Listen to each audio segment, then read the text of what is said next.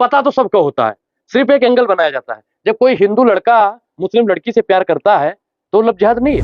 बिहार में जाके देखिए नशा में सिर्फ और सिर्फ मुसलमानों को ठूस रहे हैं जैसे ऐसे ऐसे ऐसे ऐसे ऐसे ऐसे ऐसे करके बात कर रहे हैं। एक अंधभक्त मिल जाते हैं, गोबर भक्त मिल जाते हैं, वो कहते हैं कि गिरफ्तार कर लेती है। अरे दंगाइयों को गिरफ्तार करो ना। अमित शाह जी वैसे तो कहते हैं कि उल्टा टांग देंगे। अरे कब टांगोगे महाराज उनको उल्टा? जिन्होंने आगामी की, जिन्होंने जलाने और काटने और फूकने की बात करी, उनको आप कब उल्टा टांगोगे? 25 में देखिए, दो जो संगठन है, अगर उस पर बैन लगा दिया जाए तो बच सकता है ये देश। ये 2-3 संगठन ऐसे संगठन हैं जो हमेशा उपद्रवी का काम करते हैं।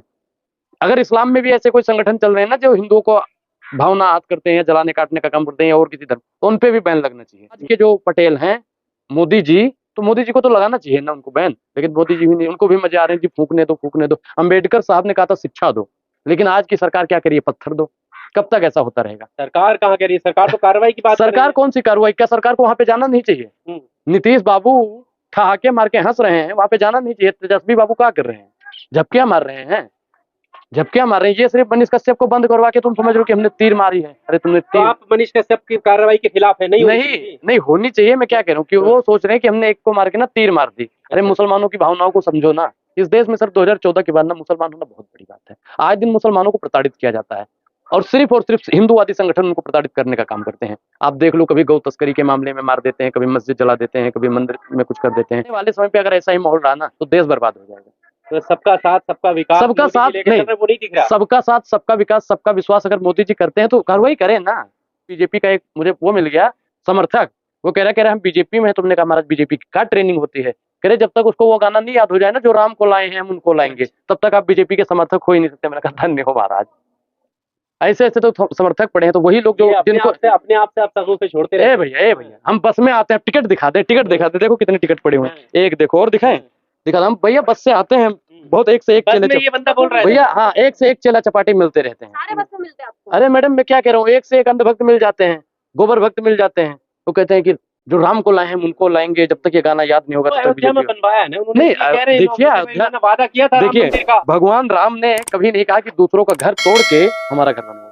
वो लोग भगवान राम के अन्यायी हो ही नहीं सकते। वो सरासर, भैया मैं क्या कहता हूँ कि वो मतलब आज के कलयुगी राक्षस है, जो मंदिर को जलाने का काम करते हैं, मस्जिद को जलाने का बात करते हैं, गुरुद्वारे को और चर्च को जलाने का काम करते हैं। वो भगत हो ही नहीं सकते। ये बात मानता हूँ। जब हिंदू सोया हुआ था तब सिलेंडर 400 रुपए में था। जब से हिंदू जाग गया है ना मैडम, 1100 रुपए में सिलेंडर हो गया है। जब हिंदू सोया हुआ था तब 55 रुपए में डीजल पेट्रोल था। जब से हिंदू जाग गया है तब से 110 पार हो गया है। वाकई में हिंदू जाग गया है, हम मानते हैं। तो राष्ट्रहित में तो तैयार है, 500 को भी खरीदना, 100 की क्या बात कर रहे हो, और 200 की क्या बात है? नहीं ये अच्छा एक चीज बताइए, जिनको आईटी सेल देता है, भाजपा के समर्थक को जिनको देता है ना, हम मोदी जी वाह के कल से ही सर नारे लगाने शुरू कर देते हैं। हमको 400 में सिलेंडर दिलवाइए, हम मोदी जी वाह के नारे लगाएंगे। हमको 55 में डीजल पेट्रोल दिलवाइए, हम मोदी जी वाह के नारे लगाएंगे। लेकिन 15 रुपए किलो वाला आटा चाहिए। हम मोदी जी वाह के नारे लगाएंगे, लेकिन भैया हमें हमारे पुराने दिन लौटा दो। हमें नहीं चाहिए आपके अच्छे दिन। अनुराग जी, जैसा बाबा रामदेव कह रहे हैं ना कि हम राष्ट्रहित में महंगाई सह लेंगे, आप क्यों नहीं सह रहे? लाला रामदेव ने तो कहा था मैडम कि 30 रुपए में पेट्रोल डीजल मिलेगा, कहा था ना।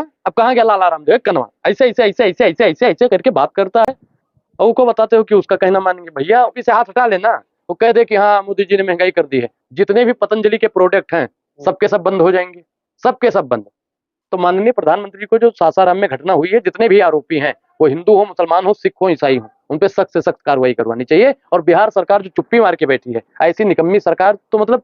तो इसका मतलब ये सही है कि बीजेपी जो कह रही है कि मौजूदा जो सरकार है उसकी निकम्मा। भाई देखिए मैं क्या कह रहा हूँ कि सुनिए, महाराष्ट्र में भी दंगा हुआ है, वहां की सरकार की भी नाकामयाबी है। गुजरात में हुआ है, वहां की सरकार की भी नाकामयाबी है, और बिहार में भी जो हुआ है उसकी सरकार की नाकामयाबी। तो एक चीज बताइए कि आपके सिस्टम पे बैठे हो, राज्य में तो राज्य सरकार का ही काम होता है, सब कुछ राज्य के अंडर में है, और फिर भी वहां का प्रशासन वहां के मुसलमानों को भी भर रही है। एक चीज बताइए, कोई मुसलमान मस्जिद को जलाएगा? अपनी ही कुरान को कोई जलाएगा?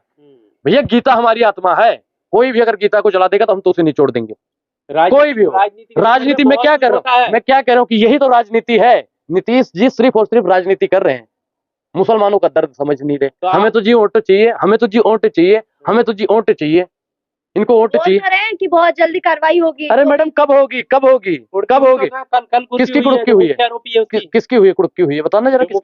मुख्य आरोपी कौन है? जो भी कार्रवाई भैया नहीं करेंगे, कितनी कार्रवाई कर दी? अगर हिम्मत है तो जिसने कुरान जलाई है सबके घर पे बुलडोजर चलवा दो। है नीतीश कुमार, चलाइए अभी तो आप बुलडोजर। विरोध करते थे बुलडोजर का, बड़ी जल्दी बुलडोजर मैं याद क्या आ कह रहा रहा हूँ कि आरोपी कोई भी हो, हिंदू हो, मुसलमान हो, सिख हो, ईसाई हो, बुलडोजर सबके घर पे चलना चाहिए। लेकिन पहले क्या होता था, अगर मुसलमान के घर पे चल बुलडोजर जाना, नीति के बहुत खिलाफ थे। बढ़िया है, बहुत बढ़िया है, बहुत बढ़िया, ऐसे ऐसे करते थे।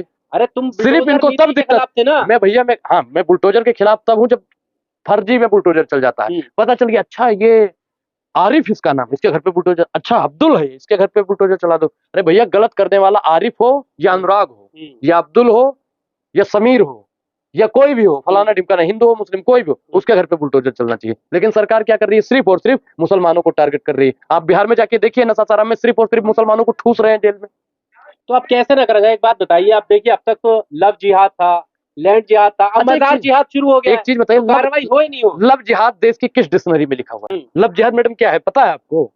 बताइए, आप बताइए। आप अच्छा, बता तो रहे हैं। ये माइक फिर किस लिए पकड़ दिया आपने? हमें तो पता है, आप बताइए। लब जिहाद आप क्या है बोल बताइए? लब जिहाद क्या है? नहीं इन्होंने कहा ना, मुझे तो भैया पता ही नहीं लब जिहाद क्या है। लब जिहाद क्या है रहे हैं। बताओ? आपको नहीं पता, वही है देश ना, में रह रहे नहीं हैं। आप, वही है जो संस्कृति से खिलवाड़ करके एक पहला चीज पता तो सबको होता है, सिर्फ एक एंगल बनाया जाता है। जब कोई हिंदू लड़का मुस्लिम लड़की से प्यार करता है तो लब जिहाद नहीं है। घर वापसी है, घर वापसी है, घर वापसी। कलावा बांध के आरिफ अमन बन जाए तो वो लव जिहादी तो है।